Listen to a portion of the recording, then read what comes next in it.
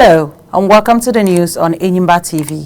We are reaching you from Aba, the commercial and industrial hub of Abia State, Nigeria. First, here are the top stories. DSS denies involvement in invasion of NLC headquarters. Petroleum marketers said NNPC's August deadline for Port Harcourt refinery is realistic.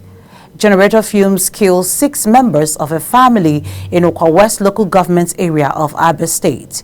These and other stories, plus foreign, business and sports shortly. My name is Mary Ihejirika. Now the news in detail. It was a case of weeping and wailing at Isi Obehe in Okwa West local government area of Abia State following the death of 6 members of a family. The family members, while going to bed, left their generator on behind their building with its windows open. The windows the deceased left open allowed the generator fumes to come into their apartment, resulting to the unfortunate incident. The incident, which was said to have happened at Ofoji Street in Obehe, saw to the death of a woman, all her 3 children, her sister and brother-in-law. The only survivor in the family of 7, according to sources, was their father, who was said to be away when the incident happened. Department of State Services, DSS, has denied any involvement in the invasion of the headquarters of the Nigeria Labour Congress, NLC, in Abuja, reacting to the allegation that the secret police carried out the raid at the NLC headquarters. The DSS spokesman, Dr. Peter Afonanya, said that the agency had nothing to do with the operation.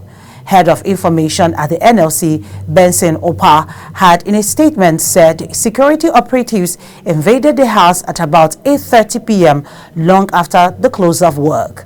He, however, confirmed to Enyimba TV that the labor leaders using the complex have since gone into hiding after the invasion. Amnesty International is condemning security operatives over the invasion of the Abuja headquarters of the Nigeria Labour Congress, NLC. A statement by the director of Amnesty International Nigeria, Issa Sanusi, said the invasion undermines workers' rights to organize, bargain collectively, and take industrial action. The global rights group strongly condemned the brazen invasion, saying it appears to be part of a sinister and calculated attack designed to intimidate the labor union. Amnesty International also emphasized that Nigeria has an obligation to respect and protect the rights of trade unions under international human rights law. Minister of Budget and Economic Planning, Atiku Bagudu, is charging Nigeria to confront poverty headlong rather than live in self-denial. He spoke at the launch of Bold New Country Strategy paper to end poverty and injustice organized by Action Aid Nigeria in Abuja. Bagudu noted that Nigeria is not as rich as most people think due to the high rate of poverty and unemployment in the country. According to him, there must be a collective will of the people to tackle the pandemic, warning that constant insult and anger would not solve the problem.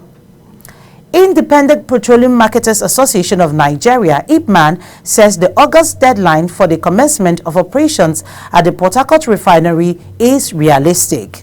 Speaking in an interview, Zarama Mustafa, National Operations Controller of IPMAN, said the refinery would produce all required petroleum products when it begins production. The body also confirmed the return of fuel subsidy by disclosing that the landing cost per litre of premium motor spirits (PMS) is over 1,200 naira.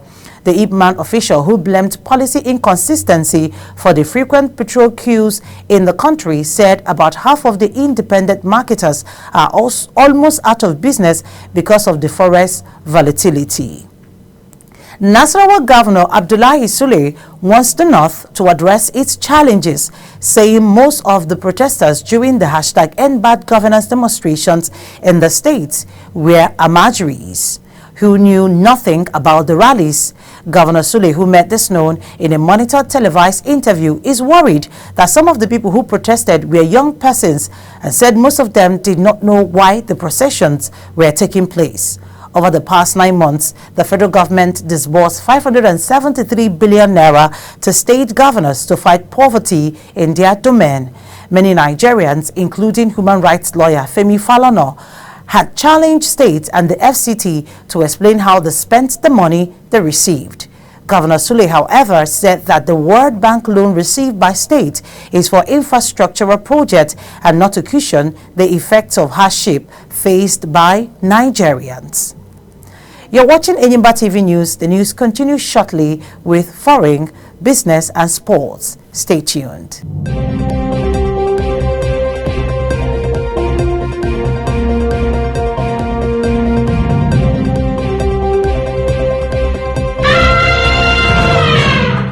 Thank you for staying tuned. You're listening to Enyimba TV News. We'll move over now to foreign stories. Kenya police have fired tear gas to disperse small groups of anti-government protesters in the capital, Nairobi, demanding better governance as a new cabinet was sworn in. Businesses in the city were closed and public transport paralyzed as police mounted roadblocks on major roads to bar protesters from accessing the central business district. The demonstrations are a continuation of months-long anti-tax protests that have since morphed into calls for President William Ruto to resign. The new cabinet was sworn in early on Thursday amid a heavy security deployment at the president's official residence, State House, which protesters had threatened to storm. And on business, Nigerians are reeling from the impact of a new wave of economic hardship as the price of liquefied petroleum gas, LPG, also known as cooking gas, surges to 1,250 naira per kilogram. This sharp increase, up from less than 500 naira in 2018, has sent shockwaves through households nationwide, adding another layer of burden to an already strained population. Frustration and anger simmer at meal tables as citizens grapple with the rising cost of living.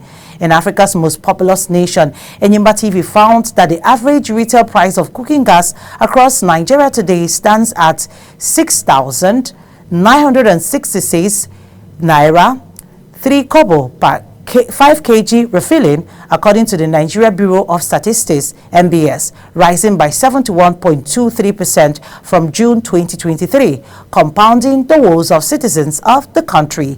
Many consumers are adjusting their budget to accommodate the higher cost. Some are turning to alternative cooking methods, while others are cutting back on other expenses. The situation is adding pressure to households already dealing with a higher cost of living. And on sports, Ese Ubesereye, Nigerian cyclist, says she had to borrow a bicycle from her German colleagues to compete at the 2024 Paris Olympics. The cyclist revealed her challenge in a tweet on her X account. Ubesereye made history as the first Nigerian cyclist to represent the country at the Olympic Games. She competed in the women's road race of August 4 but did not register a score after failing to complete the event. Speaking on her experience during the race, Ubesereye said she was called up to participate in the second event on short notice. Ubesereye is also scheduled to participate in one more event today, Friday. A sponsor brings us to the end of the news, but just before we go, let's bring to you the stories that made the headlines. In the news, we told you that DSS has denied involvement in invasion of NLC headquarters. We also told you that petroleum marketers have said NNPC's August deadline for Port Harcourt refinery is realistic. And we told you that generator fumes has killed 6 members of a family in Okwa West local government area of Abia State. That's a package of news at this period. Please join us for more updates in our subsequent bulletins. Meanwhile, don't forget to subscribe to this channel on YouTube. Click on the notification bell to receive alerts when new videos are uploaded. On behalf of the production team, I am saying thank you so much and do enjoy the rest of the day. My name is Mary Ihejirika.